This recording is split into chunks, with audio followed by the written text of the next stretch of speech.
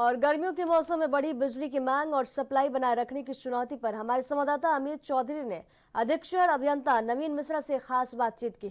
इस दौरान उन्होंने बताया कि विभाग ने पहले ही आवश्यक उपकरणों की मरम्मत, ट्रांसफार्मरों की क्षमता बढ़ाने और लाइन लॉस कम करने पर काम शुरू कर दिया है, ताकि गर्मियों में बिजली की खपत को सही तरीके से नियंत्रित किया जा सके।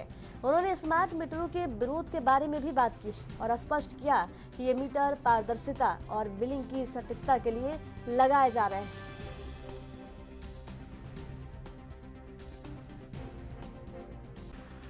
शुरू होते ही विद्युत विभाग की तरफ से तमाम तैयारियां की जाती हैं, क्योंकि गर्मियों का सीजन आते ही लोगों को बिजली संबंधित कई परेशानियां होती है। उससे निपटने के लिए विभाग लगातार तैयारी करता है। मैं मौजूद हूँ नैनीताल जिले के अधीक्षण अभियंता नवीन मिश्रा जी के साथ और उनकी तरफ से जानते हैं कि पर्यटन सीजन में किस प्रकार से बिजली की जो पूर्ति है वो यहाँ पर विभाग द्वारा की जा रही है और स्मार्ट मीटर लगाए जा रहे हैं पूरे प्रदेश में। तो उसको लेकर भी तमाम घटनाएं सामने आई है। कई लोगों के द्वारा विरोध किया जा रहा है, तो कई लोग हिंसक कहीं ना कहीं घटना करने की कोशिश स्मार्ट मीटर को लेकर कर रहे हैं। तो उन सभी विषय में बात करने के लिए मेरे साथ मौजूद है नवीन मिश्रा जी, उनसे बात करते हैं। सर, स्मार्ट मीटर लगाने के बाद लोगों में कुछ यहाँ पर असमंजस की स्थिति और कई जगह कई लोग उग्र हो जा रहे हैं, लड़ाई की जा रही है। जो वहाँ पर जो कर्मचारी जा रहे हैं तो उनको बंधक बनाया जा रहा है, मारपीट करने की कोशिश की जा रही है। ऐसे लोगों के खिलाफ आप क्या कहना चाहेंगे, क्योंकि अभी रामनगर में भी इस प्रकार की घटना देखी गई है?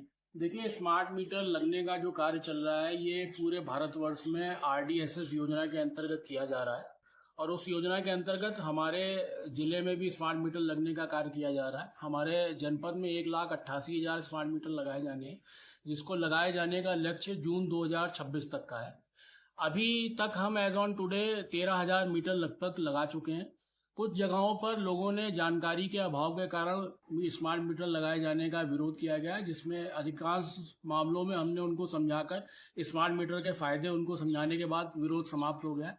कुछ जगह पर लोगों ने हमारे स्टाफ के साथ थोड़ी मैन हैंडलिंग भी की है, उनके पास के सामान छीन लिया, उनको कुछ देर के लिए बंधक बनाया। इस टाइप की घटनाएं भी प्रकाश में आई है। तो इसमें मैं उन सभी लोगों से कहना चाहूंगा कि किसी को भी किसी भी दशा में कानून अपने हाथ में लेने की आवश्यकता नहीं है। अगर आपका स्मार्ट मीटर लगाए जाने में आपको कोई शंका है तो आप उस शंका का हमारे कार्यालय में आके हमारे अधिकारियों से बात करके समाधान कर सकते हैं। कोई भी इस टाइप की चीजें ना करे जिससे सरकारी संपत्ति को नुकसान हो रहा हो या सरकारी कार्य में बाधा डल रही हो। अदरवाइज हमको मजबूर होकर एक्शन लेना पड़ेगा, जो सबके लिए उचित नहीं रहेगा। तो इसमें अनावश्यक विलम्ब होगा सारी प्रक्रिया में और एक व्यर्थ का वाद विवाद में हम पड़ेंगे। नैनीताल जिला में जो पर्यटक हैं वो भारी संख्या में आते हैं, तो गर्मी की देखते हुए यहाँ पर बिजली की पूर्ति पूरी उसको लेकर विभाग की क्या तैयारी है?